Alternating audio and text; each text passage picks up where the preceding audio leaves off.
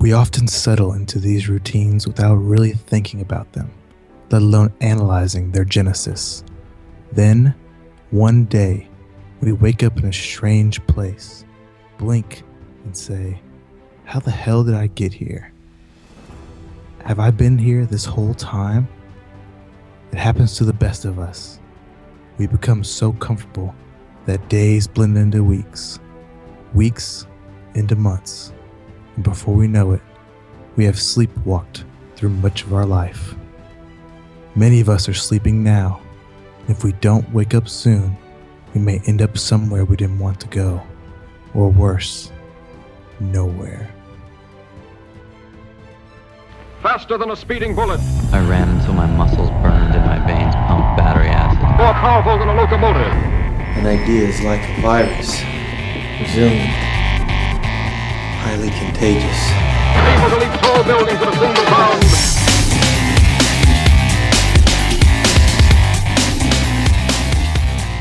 All right, and here we are. Welcome to the Better Humanology podcast. My name is Jerred Moon, and with me, as always, Talon Schwan. What's up, Talon? Hey, Jerred, how's it going, my man? It's going really well. You know why? Why? Because we're doing the podcast. Ooh. And the podcast gets me super amped up because we get to talk about all sorts of stuff that's making us better, and maybe some things that aren't, which is like, wait, what? What's not making you better? I have to bring this up right off the bat. Oh, no. I'm going to skip all the intros. If you don't know what the Better Humanology podcast is and all that, just listen to a few episodes. You're going to figure it out. Talon and I have a lot to cover tonight, so we got to get right into it. But Talon often challenges me. Been doing this Murph thing every week, right? And you're like, come on, dude, at what point is this really like, is it still making you better? Have I said that more than once? More than maybe not always on the podcast, but to me, you've said it more than a few times. Right. And I think I found it. I found the place where it was no longer making me better. So we didn't 2 weeks ago. We didn't give the update on because I had PR Murph. Then after that, a little guy named Stomach Virus visited my family. Mm-hmm. So a horrible week. It was. One kid got it, stomach virus, and then he was like basically getting over it. You know, because it was a short-lived thing. You know, like right, 24, 36 hours, and he's getting over it. My next son gets it. Like, oh crap! And then it's like he's getting better, and then Emily and I aren't sick, and I'm like, hell yeah, I'm invincible. You know, like, literally had every type of bodily fluid touch me at some point during the 2 days that my kids were sick, and I was like, if I didn't get this thing, then my immune system's awesome.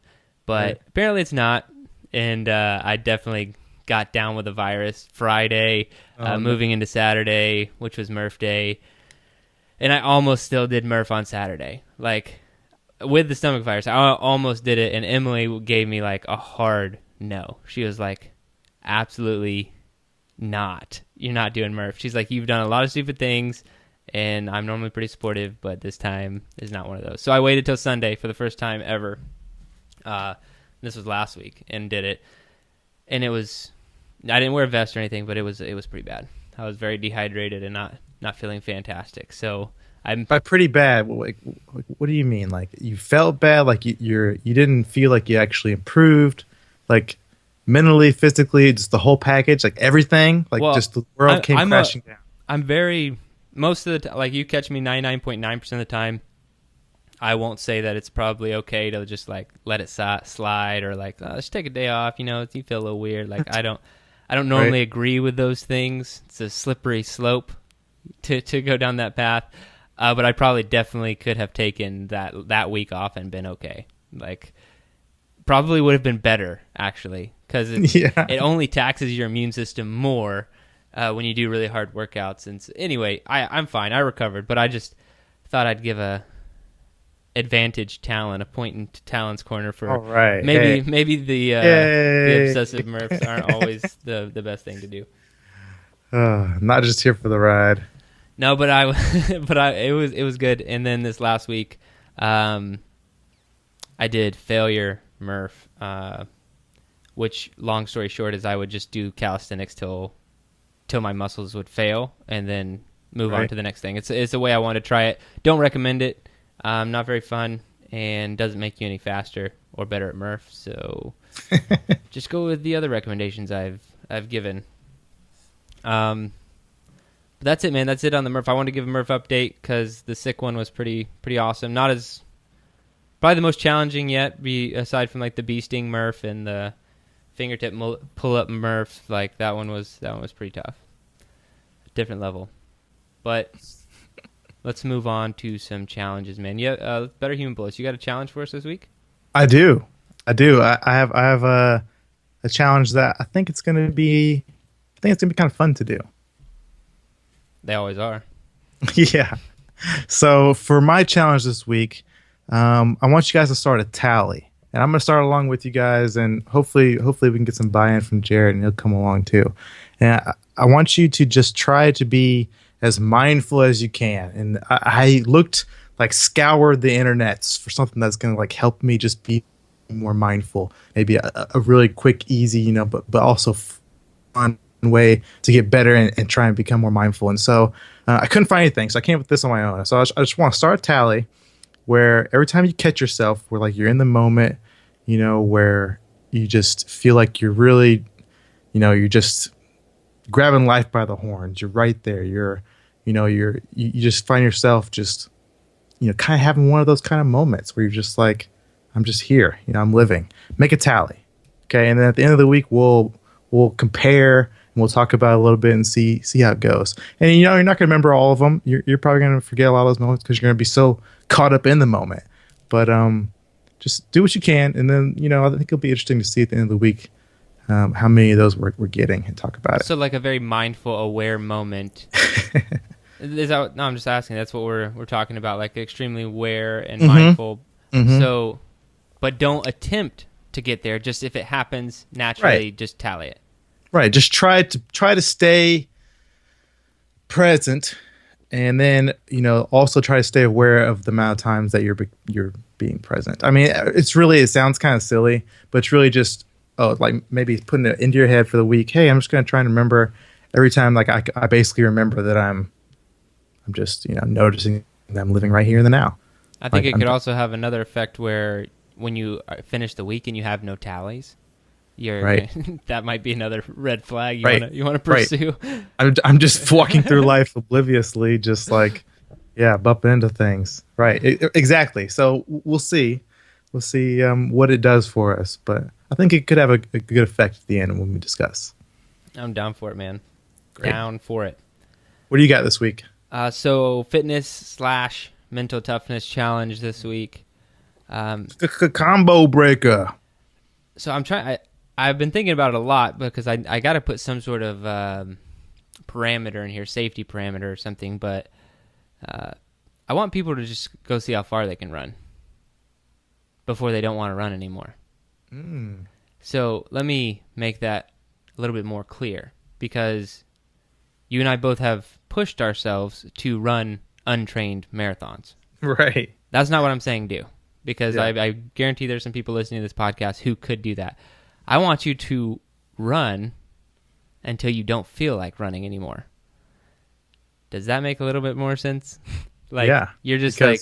On those marathons, I could have stopped a lot earlier. Yeah, because some people, and some people will jokingly listen to this and be like, that happens at 200 feet. Okay, so like maybe, well, that's just unfortunate. I'm not even going to give a low parameter. You need to run further and be better. I have to say that. Well, that's just unfortunate. That's just unfortunate. I don't even know where to go with that.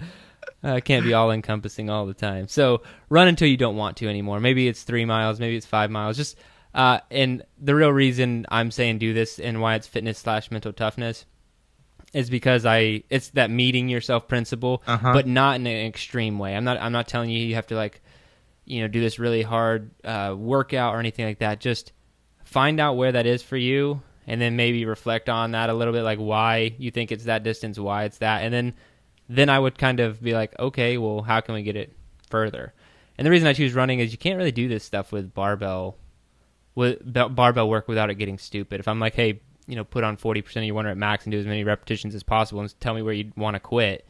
Right. Now, we're getting into stupid stuff. But running's relatively safe, and human beings were designed to do it. So, No, I really like where you're going with that, because I feel like it's one of those situations where you need to decide, hey, you're going to go on a run, and then not have a path mapped out before you leave. Like, don't go on your typical, okay, I'm going to run my 3-mile route back to the house. And that's usually when I'm about done. I don't want to run anymore. This is like go on a run without any path mapped out and just go until you don't want to anymore. And then I guess I like that, because then it's going to force me to meet myself each time I do that.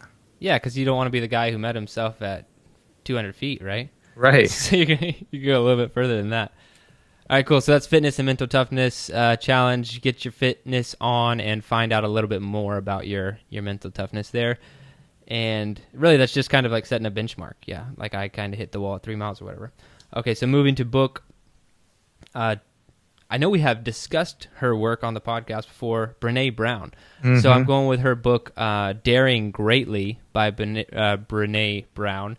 And this is a different one. It will definitely push, I think, most people, make you a little uncomfortable. And we all know if you get a little bit uncomfortable, it's probably a good thing. The book is, if I had to sum it up, it's about vulnerability, being vulnerable. And, her kind of argument, or say idea of the book is vulnerability is like that's how we progress. That's how we make better connections with other human beings, how we have better relationships, how we achieve greater levels of success is just being extremely vulnerable.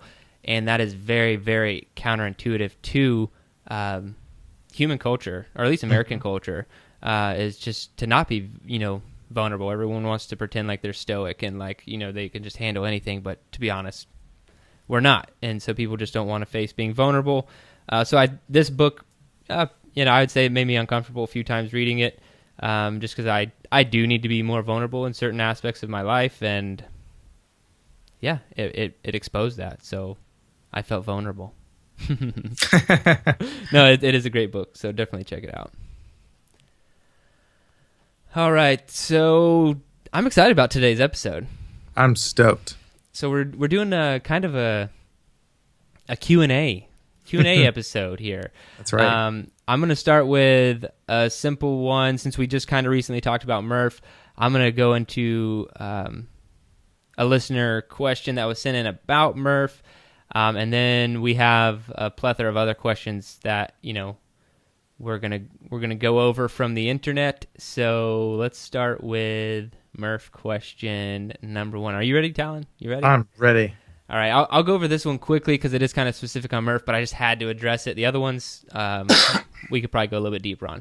Okay. All right, so this one's also kind of long. So I started the Murph challenge and dragged about 15 people down the rabbit hole with me. We are into week 8, and a few of us are having minor injury issues. One of the participants stated her CrossFit instructor told her what we were doing was stupid. I've scaled back due to patellar tendonitis and started doing more mobility work, but I don't feel it's been so tough that I couldn't function the rest of the week, except after the very first Murph. That was hell. I don't go to a CrossFit gym, so I don't have any reference for how hard Murph is compared to the weekly stress load someone else might accumulate during a week of CrossFit workouts. All of us participate in other activities during the week, but I don't have a good argument either way whether or not adding the Murph into our regular activity / workouts is either good or bad thing. Any thoughts would be great and a lot of help. Okay, so Murph. Thanks for your question, listener. Yeah, thank you for the. Sorry, I didn't pull any. A little wordy. I didn't pull any names from these. So if you ask the question, then you're, you know it's getting answered, and maybe some of these questions can help other people. But a ton of people have emailed me about Murph. A lot of different questions. Is this okay to do it? Like almost like taking a pill, like, is it okay to take is it okay to do Murph every week if I'm doing this, or, and I know I may seem like the Murph expert because I do it every week, but I have not tested doing Murph every week with all sorts of other stuff. So I don't really know. But one, I would say this CrossFit instructor that said that what you're doing is stupid. I would love to have a conversation with this CrossFit instructor who's just blindly calling something stupid without any knowledge of anything. Maybe it is stupid. to a degree to do that much volume every single week, but I think it's pretty hardcore for someone to label it as that. Everyone has to know their own parameters. Is it stupid if you've been doing nothing for the last 3 years and you're trying to do the full Murph with a vest on starting tomorrow? Yeah, that's kind of stupid. You probably shouldn't do it. I think that everyone, and I've said this multiple times, everyone needs to, when I challenge people to do Murph, scale it to your ability. So if you're getting injured and stuff, you might need to scale back on the volume, or don't wear a vest, or I'd probably say just do fewer repetitions, especially if you're getting injured. I had that one minor back tweak. That's the only thing that's happened to me so far. And like we talked about in the podcast, whatever, but literally it didn't really stop me from working out, and I was better in 3 days. It was a very, very minor tweak. So I haven't had any real injuries doing Murph because I'm very conscious about my warm-up and my cool-down, and being safe, post-workout nutrition, pre-workout nutrition, what I'm doing up to leading up to Murph. I'm trying to be very smart about all of these things, but at the same time, I don't account for Murph in my training. So I will do my normal training 5 or 6 days a week, and then Murph is just thrown in there. So no, I don't think, I said in one of my Murph articles, it took me about 14 weeks until I adjusted to the volume. And I honestly think that's probably about how long it takes. That's how long it took me. Could take some others longer, other people shorter. But all I have to say, ultimate long-winded answer to the long-winded question is scale it to your ability and be smart about your warm-up and your recovery. How was that? You guys were made for each other with that question, for that response. Yeah. I just don't like it when coaches blindly come in there well, that's stupid. It's right. Whoa. Let's talk. All right, Talon, this one is specifically for you. Okay. They want to know if you'd consider yourself a type A or type A or type B personality type, and why. Ooh. If me personally, oh my goodness. I think this is something that's difficult. Because I feel like the world really responds more positively to type A personalities. Like in America is made for type A's. Type A's are the people who are rising to the top of companies, or getting the highest rank or the highest job or whatever. And so I think probably by nature I'm probably more type B. Absolutely. But I do think I've really had to probably build up the type A kind of persona to use maybe in the workplace or in the classroom or in the auditorium or wherever I'm at, maybe even on the basketball court, to be in leadership positions. I think type A personality traits are almost required to handle certain situations. So, I guess that's. So you're type B who's created a type A facade where you can function in the type A world. Is that how you just answered the question? I guess so. Yeah, that's weird, huh? I love it, man. I love that. So what did you officially go with type B though? Is that? I think I'm officially. I think by nature, honestly, if I seriously just looking at myself without any rose-colored glasses, I would probably say type B. Not that it's really necessarily A is better than B. I just think that society responds so much more positively. A's getting so much more love, right? Yeah, they do. Yeah, they really do. Yeah, I'm probably type B too. I was just kidding. I think I'm totally type A, but I see where you're kind of split there. I would agree with your answer from an outside perspective. Me? Yeah. That's funny. All right, so this one's for me, and it's what's your secret to discipline? Truly deep down inside you, what allows you to be so extremely disciplined? So basically, oh yeah, because that sounds like you to a T. Because how are you the one that's a great question. I need to let you answer it probably because I'm excited to know the answer. Well, I thought about this question for a second before this we recorded this, and one, I know, like, we talk on the podcast all the time, and I probably come off across kind of hardcore. And Right. to be honest, I'm not trying to come off anyway. I'm pretty much, I am the way I am, pretty much, like, on the podcast and off the podcast. But I'm not, like, I don't have anything, like, perfected or figured out. Like, discipline is challenging. New habits are challenging. Like, waking up early is hard. Like, discipline is difficult. Like, I will say, like, caveat to all that stuff, none of this stuff comes easily. But if I had to answer that question more specifically, how, because I probably am a little bit more disciplined than some people. A little bit. So how does that happen? And I think, going all the way back, I think the funny thing about discipline is the only way to, like, I don't think I could get anyone to agree that they like, couldn't get a lot of people to agree that they like discipline. Okay. I could get a lot of people to agree that discipline is a good thing, but not that they like it. And so that's just kind of true statement. But I think that you have to do something and see the result, like be disciplined and see the result to desire more discipline. And that's that's probably the most unfortunate thing about discipline, is it has to be applied and you have to see the results before you'll use discipline further. And so if you're like, man, I'm going to be really disciplined on something, and it's a really big thing that's going to take a year or two's worth of discipline, and you don't get there, so you never saw that result, then that's really unfortunate, because now you don't value discipline as much. And so I think the easiest place to see discipline quickly, even though people might not agree, but if you think about it, is fitness.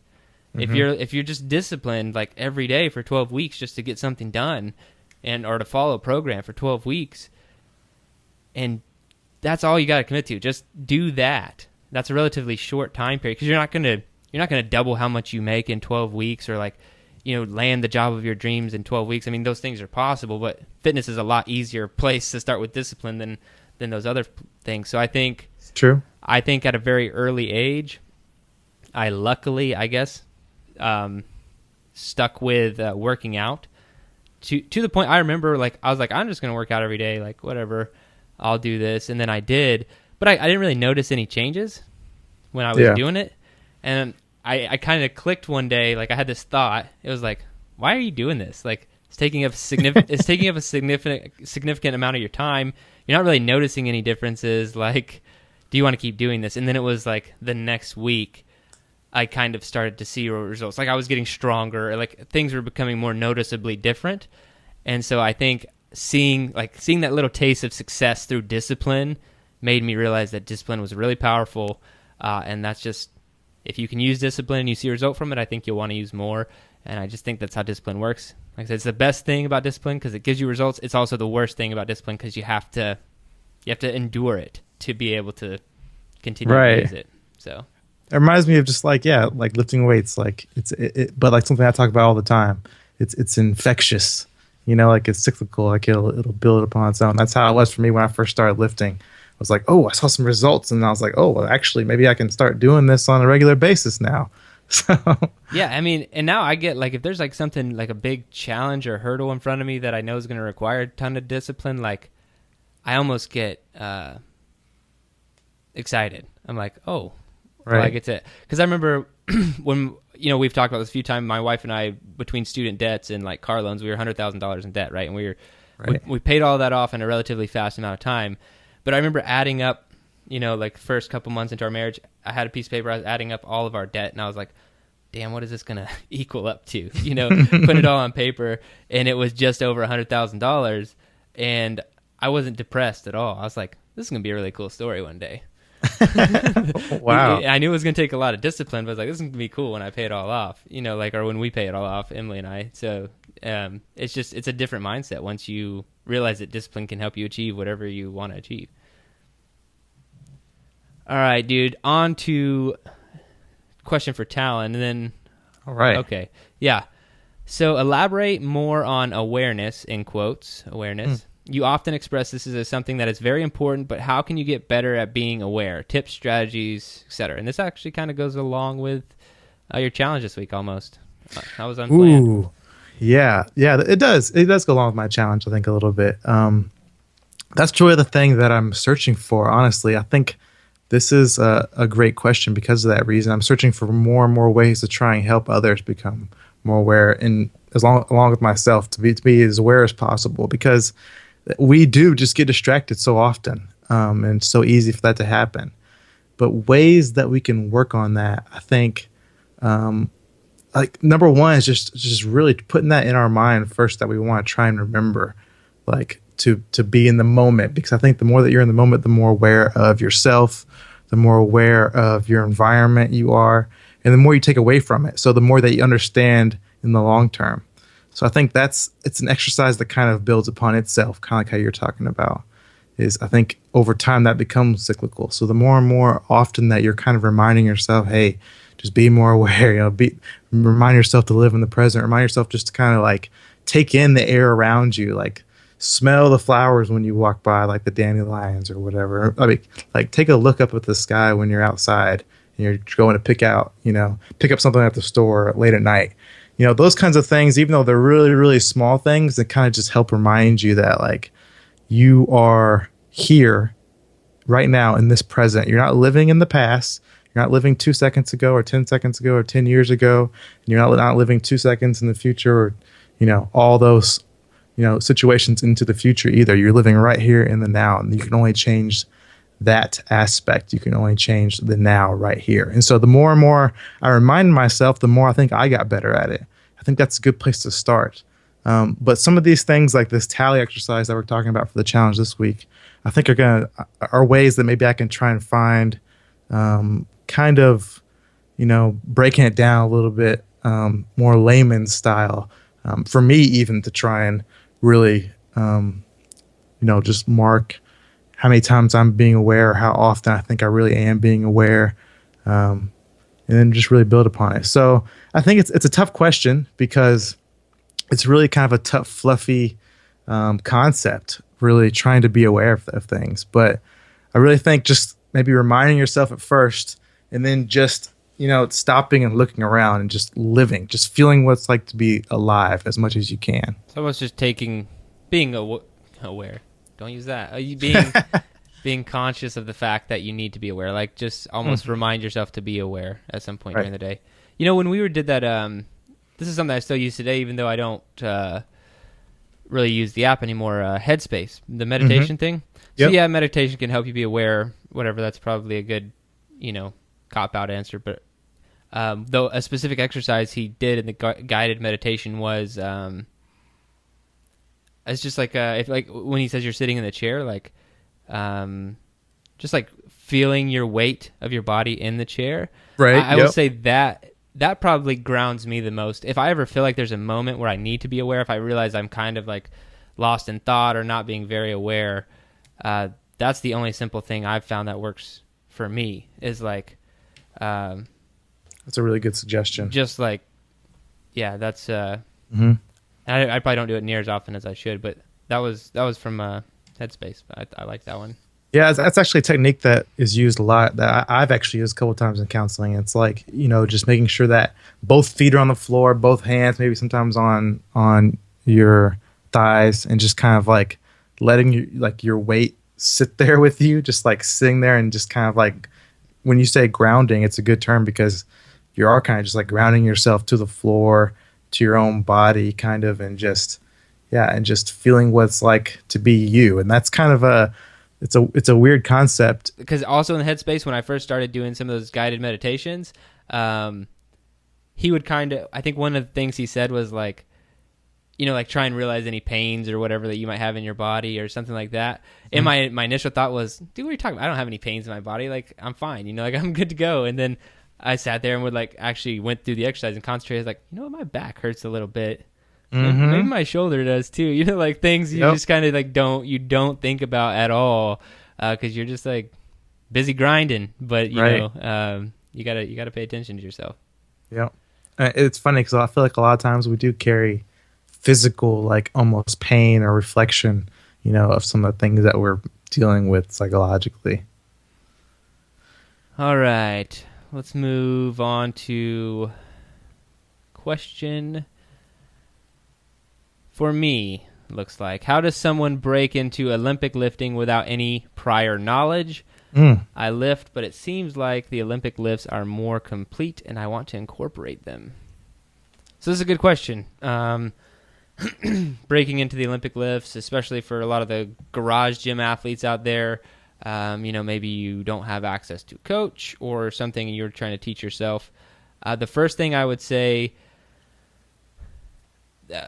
internet, YouTube is fantastic, and if you have an iPhone or something like that where you can record yourself, those are two great tools that you can get. Apps that you could use are Dartfish, Huddle, Coach's Eye, are different things that you could like slow-mo your lifts to analyze them after you kind of have watched on YouTube or whatever how to actually do them. But my real recommendation for some sort of like progression is don't worry about doing the full lift, the full Olympic lift. If you're completely unfamiliar with what I'm talking about, what I would recommend is you do pulls. So like a snatch pull or a clean pull, or even like a high pull. And that's essentially doing the really explosive part of the movement without the technical piece of like trying to get under the bar or having to hold the weight overhead or anything like that. So the reason I recommend this to athletes who are very unfamiliar with Olympic lifting is you're getting all of the benefits of the explosive work that Olympic lifting brings in, but you don't have to worry as much about the technical piece. And if that could be good enough. Like you could just not have to progress from there if you're not worried about actually having a really good snatch or something like that. But then the progressions after getting really good at the pulls obviously would be, like I said, making sure you know how to do the lifts, either taking a course or having a coach, maybe pay a coach one time to review your lifts, tell you what to work on, and you can work on them from there. But yeah, go with the easy stuff, the pulls, and then progress from there. Is that guy right though? Are Olympic lifts are they better lifts for you to do as a workout? I mean, just kind of vaguely speaking. Here's my beef with Olympic lifts. I like them. I understand why everyone calls them functional lifts, and they're super explosive, way more than powerlifting. I completely agree with all that, and I do Olympic lifting. The reason I don't think that it's the be-all, end-all functional movement is because it's such a ridiculous movement. Like the snatch. Like I do think that the explosiveness in the snatch from like the hips and all of that stuff, like I think that is a very natural human movement because it's essentially jumping. Right. But getting the snatch locked out and overhead and then squatting that up, you can't argue to me that is more functional than a bicep curl if we're just talking about functional. Mm-hmm. You know what I'm saying? And so that's a put down. That's and I don't even do bicep curls. I'm just saying like people want to like have this argument on functional movement, and I could argue all day that a bicep curl is more functional than a snatch. Just because if you had to lift your groceries onto a table today, you did a bicep curl, you didn't do a snatch. It's more functional for your actual life, not like the athletic life. You know what I'm saying? So I like them a lot. But I think that there's too much emphasis on them because you can do, like I talk about this in all of my programs and a lot of N3 Fitness is just dynamic effort lifting. So lifting explosively, you can get a lot of that speed element in your training without having to do the Olympic lifts. But then I also, like I said, I do Olympic lifting. I see the benefit, but is it better? Nah, I don't think so. I think all lifting is good for you. All right. All right, man. So this one's kind of for both of us, and it's almost topical. You both have talked about running marathons, bike races, doing crazy stuff. Can you talk more about the importance of gauntlet or crucible-like experiences? And their importance. Importance repeated twice. Okay, yeah. Like I guess doing... Like the Tough Mudder? Yeah, like doing harder stuff. Like, why is it important to do that stuff? Well, didn't they specifically say kind of certain types of events? Like, just like obstacle course kind of things? No, they just said things that we've talked about on the podcast, like running marathons without training, bike races. Oh, hard things. Yeah. Why do hard things? Why do tough stuff? That was one of your recent... recent episodes. Yes. You already answered yeah. that question. Yeah. Yeah. Just click back a couple of episodes to do tough stuff. But no, I mean, really, we can flesh out that just a little bit here. But we talk about it often. It's so you get that chance to meet yourself, so you know really what you're made of and how far you can push your own limits. And then two, because it's almost like, for me, it's like exhilarating. It's like when you accomplish something that is difficult to do, it fills you with not just like accomplishment, but I think it's also joy. I think it's also euphoric. I think when I finished that marathon, or when we finished, I mean, I know, the bike race, the collapse over at the sideline is like the best feeling in the world, even though every single muscle in your body hurts. Like every single cell in your body feels good at the same time, because it's really more about what you were able to get yourself through and get yourself to do. I don't know. So for me, it's kind of twofold.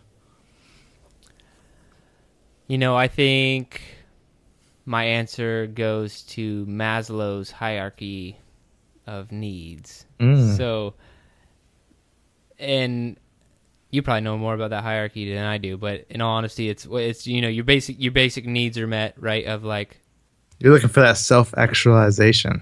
Almost, in a sense, but like I would say that anyone listening to this podcast, you have most of Maslow's triangle or pyramid knocked out. You've got your your food, shelter, water, clothing, and then the very top of that pyramid is self-actualization.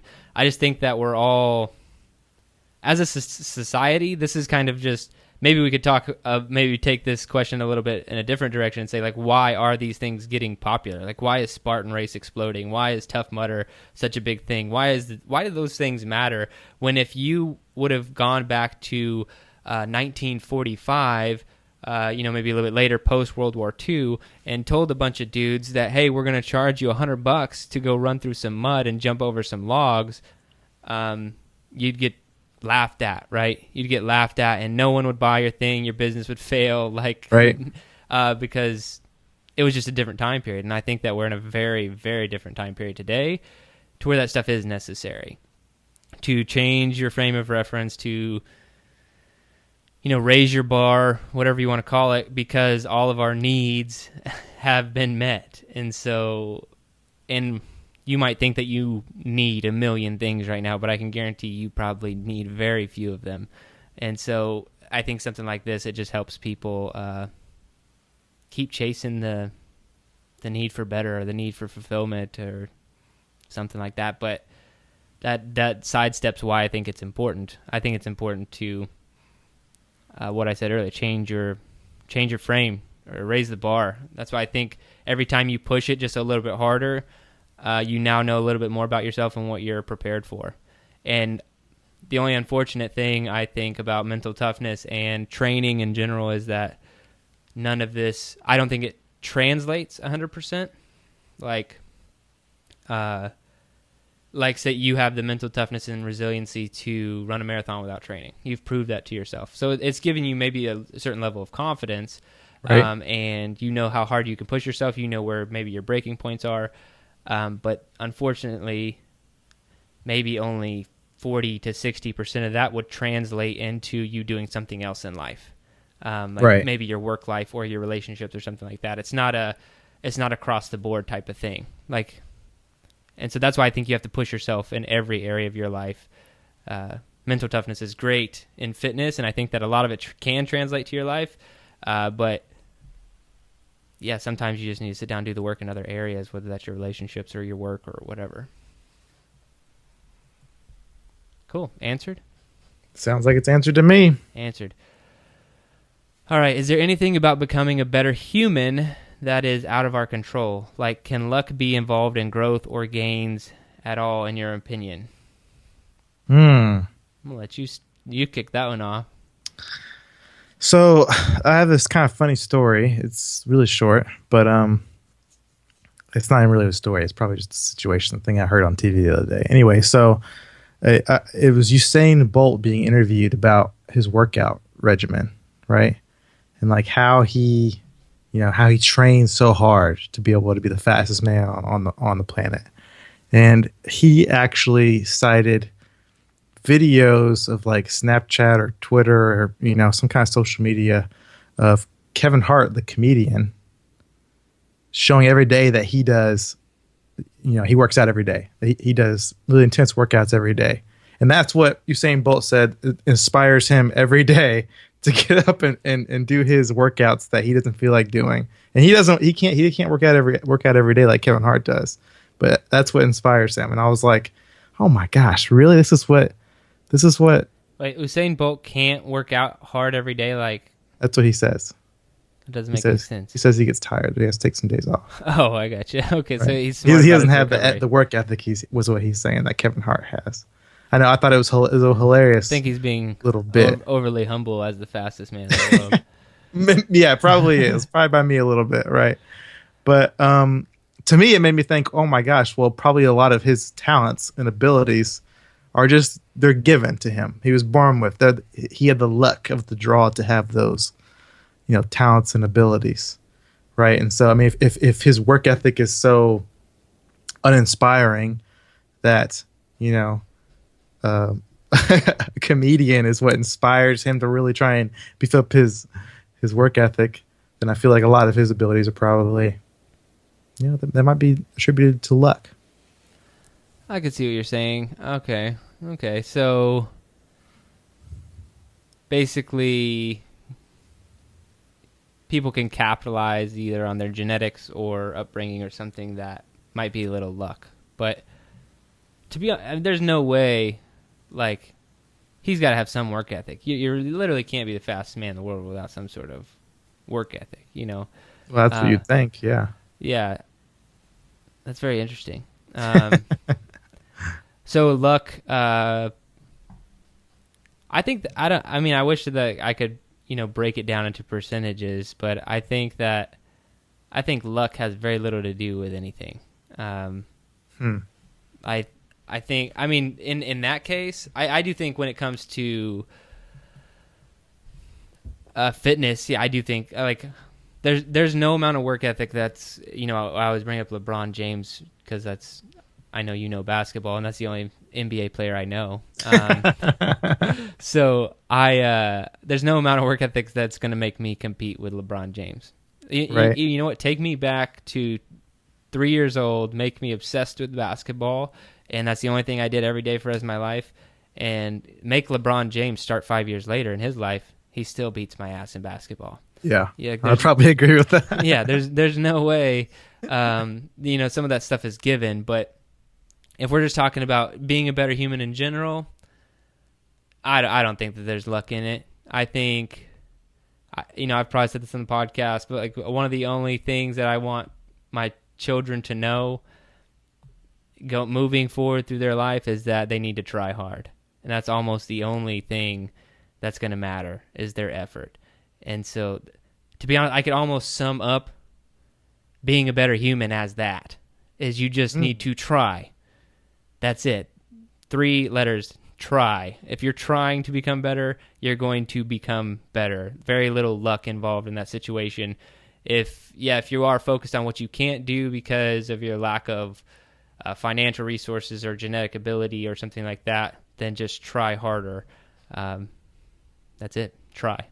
What about, like, if you're already trying, can luck help boost your growth to become a better human? Like, maybe, like, let's say, for example, you live by a lake, and oftentimes you have to go swim in the lake to go get your dog out of the water because he's always getting in there and getting himself dirty. I love this example. Right? And so by nature of living by the lake, you swim all the time, so you're a good swimmer. You do the extra workouts because you're always swimming. You are now also a good runner because you've got a lot of good lung capacity. Your body's always, your body's strong. And so that way you became a good runner and you win a couple of track meets at your school or whatever because by, basically by chance, luck, of living by the lake, you became a good runner. You became a better human. Is that possible? Like, could it factor into some degree? Here, Yeah. let me take your story and trade it with a story. How about that? Okay. Okay, so there was a study done. I think it was 2012, 13, earlier on in the past 2010. Okay. The Navy SEALs wanted to find out what makes Navy SEAls, and Oh, this is why you don't like Navy SEALs. no, it actually it spanned across all of SOCOM, and that's how I even know about this study, is because when I was in special operations, I found the study very fascinating, and we actually got to be in parts of it, so I thought it was really cool. But the Navy SEALs definitely started it, but they wanted to find out. They just basically want to lower attrition. Because the Navy SEALs don't necessarily pride themselves in taking in 100 people and only keeping, 5. Like, Right. That's cool to say and all, but in all honesty, that costs the Navy a lot of money. They would much rather bring in 10 people and have 10 people graduate. That's the most cost-effective thing, especially if they're all badasses and they all meet standards. They don't care if no one quit. Like, they really don't care. And so they basically they set up this huge, like, what the government does, right? We're going to put a committee together and, like, get all these things, do all these studies, get all this data, and they did all that. And they just, I mean, there's a test that Navy SEALs take and stuff that's supposed to help determine that. So that's, like, the only thing that really came out of that study. But basically they couldn't narrow it down. They came up with, like, 2 attributes, and it was, like, I think it was living near cold and water. Like if you happen to already be exposed to that regularly, you had and I'm talking like marginally, like 7% chance better of like completing the Navy SEALs. And then also if you were in sports like wrestling, and like that was it. That's all they like spent millions of dollars to pop out with like basically no answers. But because they studied all sorts of demographics, from like what position you were on the football team to like your scores on these tests in high school and like all this crap, and they couldn't find any correlative data except for like those 2 things. And so I tell that entire story to say Navy SEAls are hand selected. They are badasses from all that they achieve in their training and everything. Right. The people who actually finish the training, and the ones who finish are the ones who tried, not necessarily the ones who had a certain advantage. Right. So that's my story. Yeah, because I mean the training's probably not, it's not about competing to be the best one out of your group. It's about competing to finish, and beating all of the challenges, and that's just becoming better. It's not about absolutely having to be the very top one. It's about a mindset of just trying. You can't win life. Right. You can just you just finish it to the best of your ability, Right. Let's get through it. All right. That was cool. That was fun. Yeah. All right, so here's another one. You were both military officers. What was your biggest takeaway from your service? You first. Dang, you throwing me right under the bus. To be honest, I could come up with 1,000 different answers to this question, depending on the time of day or day of the week, whatever. Whenever you ask me, this answer could be different. My biggest takeaway, personally, on a personal level, man, work ethic, I guess, would be. And I'm not saying my work ethic, because I think a lot of people come in with work ethic. Let's say work mentality. Okay. Let's change that, because work ethic, I feel like, is a very, very defined thing. So work mentality of this mission first, we're going to get this done at all costs type mentality. The more I work with civilians and people outside the military, I realize that this is not a common trait. And there is a quitting time, and there is a good enough, and there is, and when I was in the military, most everyone I worked with had that mentality of, the mission was the mission. Like that's what we're doing. That's what we're going to achieve. Right. And I think that I have that mentality as my biggest takeaway. And I'm bringing this from a personal standpoint. If I were to talk about like my biggest takeaway about what I learned from other people and everything, it might be completely different. But my biggest takeaway would probably be, the mission first mindset.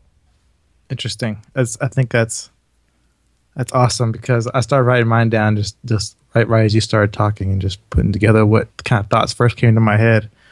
And my takeaway was that life's about relationships. I think I felt like going into the military that's what life was about, probably a little bit before I went to the military, but then my preconceived notions of the military were that relationships wouldn't matter because rank would be what matters, and be more about strength, kind of, and respect and posturing more than like kindness and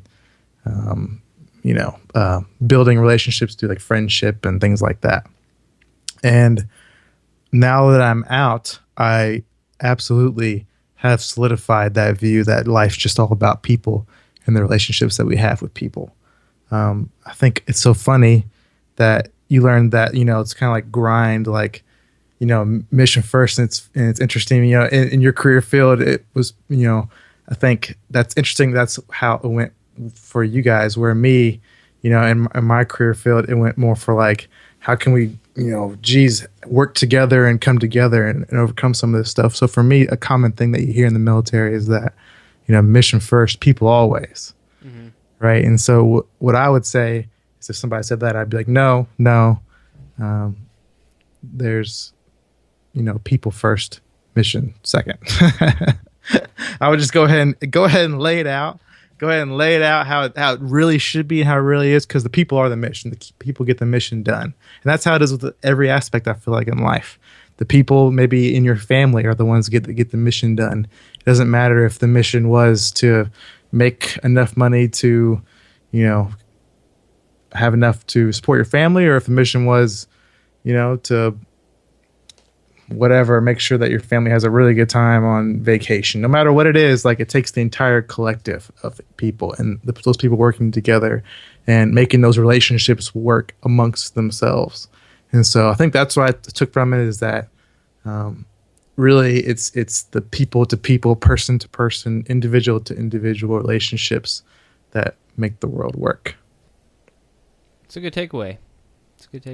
Yeah, I'd say in leadership, a lot of what you mentioned is, we could probably do an entire podcast on lessons learned in leadership, because that was kind of almost my leadership transition in the military, was thinking that, I didn't know how important relationships would be in leadership until I was in leadership positions. But I think it's a great takeaway. I would disagree with an asterisk on people first, just because I don't think it's possible. But has to be people first. It doesn't even work. It's just a lie to tell themselves that's mission first. Well, you're saying that because you need people to do the mission. But if you actually took a people first mentality, you'd only focus on keeping those people happy, and that's never ever the mission of the military. Yeah, but if it's the mission of the leadership, then the people get the mission done better. Yeah, but you can't just keep your people happy all the time. That sounds awesome, but not in the military. It's not possible.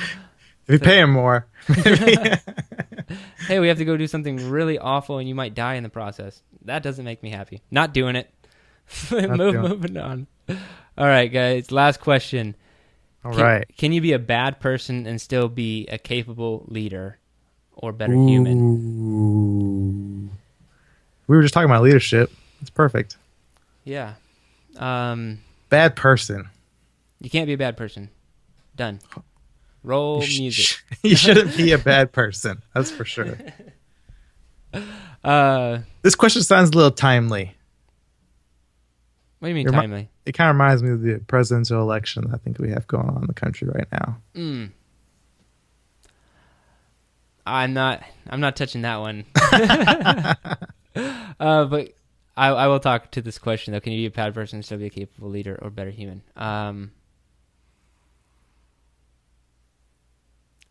No. But I would say it depends on why you're bad. Why, like, what makes you a bad person? Say you're a jerk. You're a really big jerk. Are you selfish? Probably if you're a jerk. Yeah. I don't think that I don't think that selfish people, I'm not saying you can't be better. I don't think that you could be a great leader if you're selfish. You can go through a lot of the motions that 60-70% of leadership can be a checklist, and we call that management. And I can teach that to just about anyone. The rest of that actually makes you like an effective leader or manager even, comes from being selfless in relationships, all that other stuff. It's not from like a lot of that, like, yeah, you could just read a book on management or leadership and, okay, when someone does this, I do this. But like, if in the end you're only concerned about yourself, you don't actually care about the people you're leading, there's no way you can be effective unless you're a sociopath and you're just fooling everyone. You know, like people think that you care, you really don't. Oh, okay. So that there is an asterisk there. To what? To your answer, to your response. My answer is no. No. You can't be a bad person unless you're a sociopath. No, I'm saying I was talking about leadership specifically. Like leadership specifically, yeah, you could be an effective bad person leader if you're a sociopath. Okay. Because you would have fooled your entire whoever you're trying to lead, you would have fooled them to thinking that you actually care. Maybe you're a bad person who's working on getting better, so maybe that could. But I'm taking it as you're just bad to your core. Why do you even care about becoming better? I don't know. It's a confusing question. Maybe for me, I think the term bad is a big, wide range of people. It's probably like more than 50% of the people ever, all time. So I go back and I think about like, I don't know, like more tribalistic leadership, right? Or like, geez, some like barbarians, like Attila the Hun or something like that. Those are bad guys, right? Bad people that are killing people, killing family members to get leadership at times, and leading, tribes or groups of people to huge successes through which we read about in history as good leadership skills and tactics. And then that kind of also reminds me of guys like, I don't know if I'd say he's bad, but guys like Michael Jordan, right? Where, and I'm not saying that you're wrong. I really agree with you that I think it's probably almost impossible to be a good leader and be selfish. But look at a guy like Michael Jordan, who, left his team after 3 championships, just walked away entirely. And that kind of shows that it was really more probably about him than the entire team all along. And found ultimate success and was a fantastic leader to probably maybe one of the best basketball teams of all time, maybe the best. And so those are kind of some situations where, to me, it kind of seems like maybe you could be kind of a jerk, kind of a rude person. I don't know, bad. Maybe, I guess you could also be a murderer back in the olden days, and probably still have good leadership abilities. But I'm a little bit conflicted because, like I talk about the relationships and appealing to people and caring. And probably be the first thing I would say matters to becoming a good leader or being a good leader is caring about the people that are in your command. So to me, I'm really conflicted. Well, I think the leaders that you're talking about, no one would argue that they're good leaders, like the people who raped and pillaged but still achieved their objective. Right. Maybe they achieved their objective, but I don't think that they were good leaders. Like, I would go as far as to argue that entire thing, even though while successful, I wouldn't say they're good leaders. Okay. Because, and they're just lucky. Leading by fear is the easiest thing to do on the planet. Okay. And so I don't think that makes you a good leader. I think that means you were a powerful leader, maybe, or you had a ton of resources. But I think being a good leader is way more intricate. I guess you'd have to define leadership, right? Like, we get into all the semantics of it. Sure. But I think that inspiring others to do, because I don't think that it's wrong to have, like, you bring up Michael Jordan. I don't think it's wrong to have some sort of selfish mission or goal in a sense. Like, it can't be like selfish as in like we bring your team and then like you abandon everyone. Like, if everyone's sharing in your goal or your mission or your vision, but it's yours. It's okay to lead that. It's okay to lead that. It doesn't have to be like this collective vision, because you might be the visionary. But if you're leading by fear and just beating people over, I wouldn't say that you're like an effective leader or a good leader. I just think that you are punishing people. Well, the situation like I'm talking about, I don't think that I'm necessarily saying that these people are leading by fear. They might have gotten to their place of leadership through some means that were, not the best, that were bad, where they killed somebody or something like that.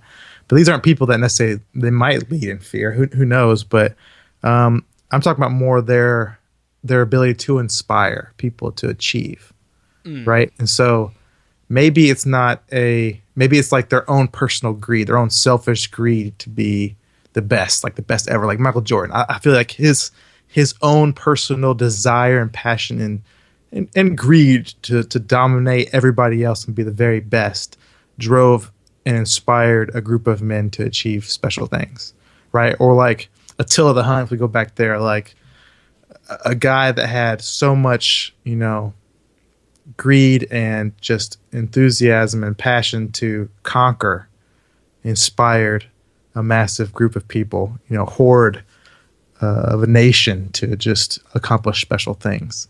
And so I think it comes down to how you define leadership, right? If you talk about leadership as in, taking care of your people or something like that, then it's probably not a good example to say that, somebody who's a bad person can be a good leader in that situation. But if you say leadership is, really inspiring others to achieve greater things, then my answer would be that I think it is possible to be a bad person probably and still be a good leader. Because if there are other characteristics that you have, if you have everything else, if you have, charisma, if you have passion, desire, if you're able to inspire people either through your actions or through your words, or through your ability to kind of plan things and how you see a future for, that group of people, then I feel like, then even if you're a jerk, you can still inspire others to achieve those great things. No. Disagree, huh? I mean, yeah, I just think that we would have to define leadership, I guess, to go all the way down that rabbit hole. But yeah, I don't know if I agree that a bad person can be a good leader. In my definition of leadership, because if the only real objective was the mission achieved, then absolutely you can be a bad leader and you can achieve almost anything. You can be a bad person. Hell, there are plenty of bad people with a lot of money and achieving all sorts of success, right? That stuff's easy. But being a good person and doing it, I'm not saying it's necessarily any more challenging, but my definition of leadership would not be Can you name like 5 good leaders to you?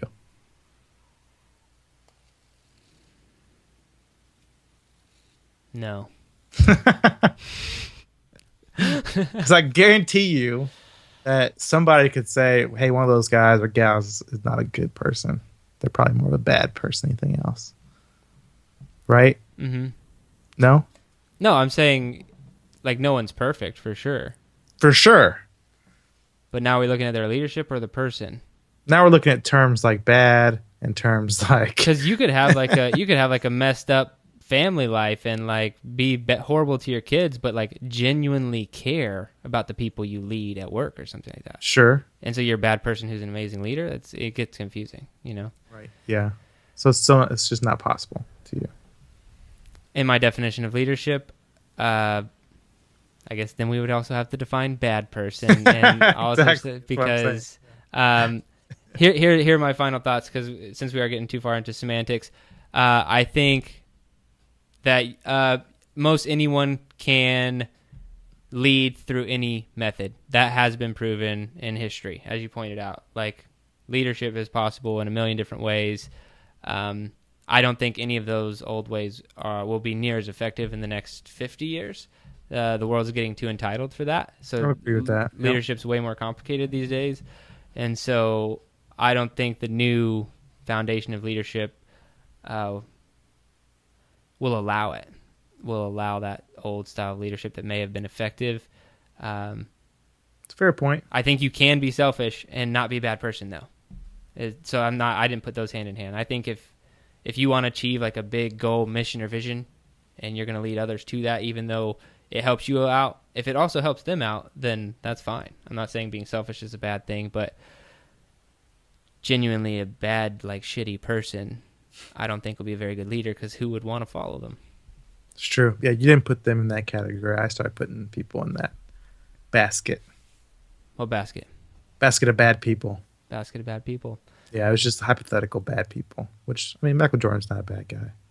Yes, we'll see. I don't remember Michael Jordan for his leadership. Never even have heard Michael Jordan and leadership in the same sentence until this conversation tonight. So all I know Michael Jordan for is best basketball player of all time. That's all I know him for.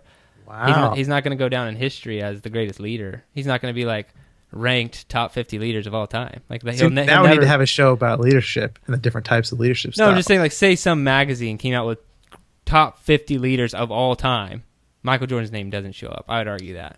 Well, see, because I think in that situation, the magazine would be a little bit twisted and would put people who really had to lean on their leadership skills when they'll omit people who had amazing other abilities, you know, that also were probably better leaders just because their other abilities outshine their leadership skills.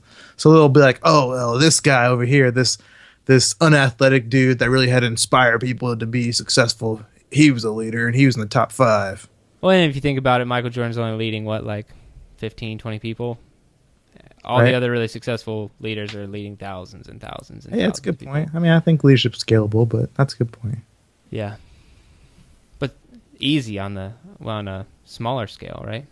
It is scalable, but easy on a small scale. It's different because you have to be more like passionate and more present, I feel like. But you're more personable and like if you know everybody's name and like can communicate, I feel like maybe I'm just better at that. I'm not gonna say that's easier leadership. I think I'm better at that type of leadership.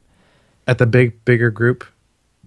No, I think the smaller. You put me in a small group, and I think because I can get to know people really well and how they tick and all that other stuff. So yeah. All right, that was a tangent. Good question, I guess. Yeah, great question. Guys. Well, if you enjoyed this episode and you want to hear more questions, maybe ones that you have submitted, just email us, find us on Twitter or whatever, and we'll answer your questions. And if you're enjoying the episodes, head on over to iTunes, leave us a 5-star review and a positive comment. But until next week, or Thursday. All right, Peace.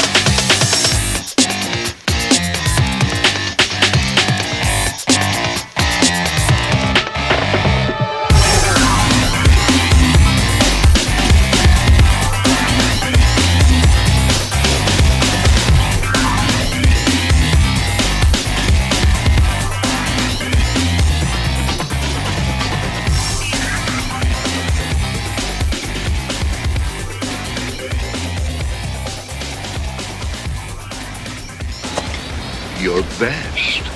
Losers always whine about their best.